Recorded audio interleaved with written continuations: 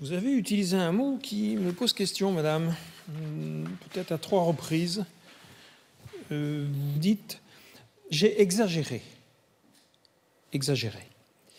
Si je reprends un exemple de ce qui s'est passé le 12 octobre, vous indiquez « mon mari m'a jeté au sol, puis traîné, m'a porté des coups de poing dans le bas du ventre et le dos, m'a jeté contre le mur avant de me porter des coups de pied aux genoux, sur les fesses et dans les épaules ». Ça s'est passé ou c'est exagéré? Ou ça s'est pas du tout passé? Ça s'est pas du tout passé. Donc c'est pas de l'exagération, là? Non.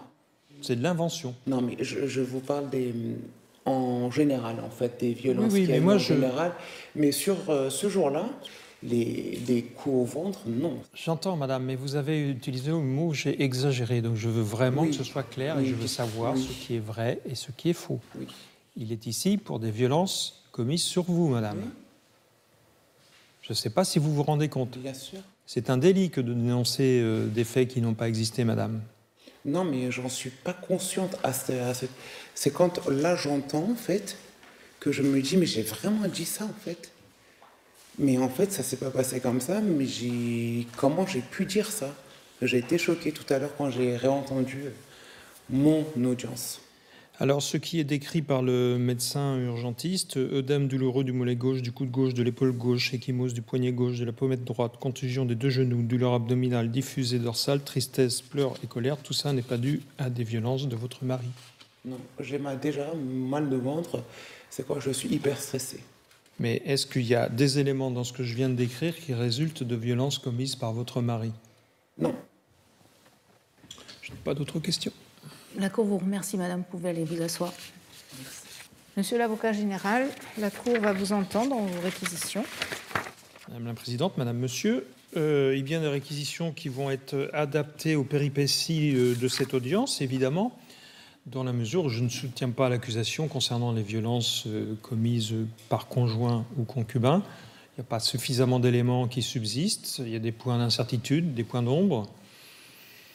Maintenant, si elle vous dit, et si elle me dit qu'il n'y a jamais eu de fait de violence et que tout cela était non pas exagéré mais mensonger, il n'y a pas d'infraction qui tienne. En tout cas, moi, je ne les trouve plus.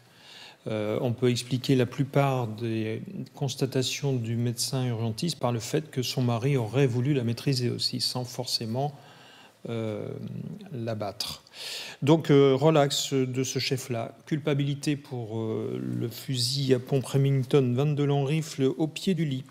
Concernant cette acquisition-détention d'armes de catégorie B, confiscation.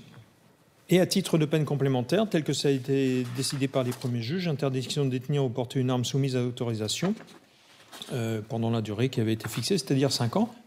Merci, monsieur l'avocat général. Donc, maître... Je prends acte et je remercie monsieur l'avocat général concernant le point principal de ne pas être condamné pour avoir frappé sa femme, ce qu'il a toujours dit ne pas avoir été le cas.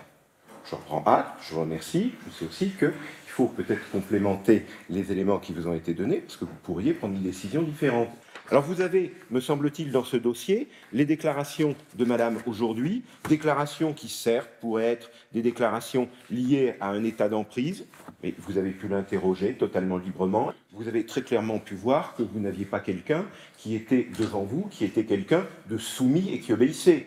Alors oui, je vous dis, quand on a la démonstration qu'il y a un traitement qui a été changé, un traitement qui peut entraîner les effets que décrit madame. Quand vous avez une personne, monsieur, qui est décrit par 20 personnes, par ses voisins, comme quelqu'un de gentil, sans aucun problème, je pense qu'on peut effectivement considérer que ces violences intrafamiliales n'ont pas existé. Je vous demande bien évidemment de faire droit aux réquisitions de monsieur l'avocat général sur les éléments de fond qui me semblent font que vous prononcerez bien évidemment la relaxe de monsieur. Je vous remercie. Merci, maître. Monsieur, revenez à la barre, s'il vous plaît. La loi vous donne la parole en dernier, monsieur. Est-ce que vous voulez ajouter quelque chose? Non? Non, personnellement, non. J'aime ma femme, je vais être papa dans pas longtemps, je suis content. Malgré que j'ai subi, ça m'a ramené le bonheur. Grâce à ça, ma femme elle a changé ses médicaments qu'elle a un petit 2 mois dans le ventre. Bien. Voilà, c'est terminé. Vous pouvez y aller. Le prévenu est à nouveau condamné à 6 mois d'emprisonnement avec sursis et à exécuter un stage contre les violences conjugales. La Cour a par ailleurs ordonné la confiscation des armes et munitions saisies au domicile.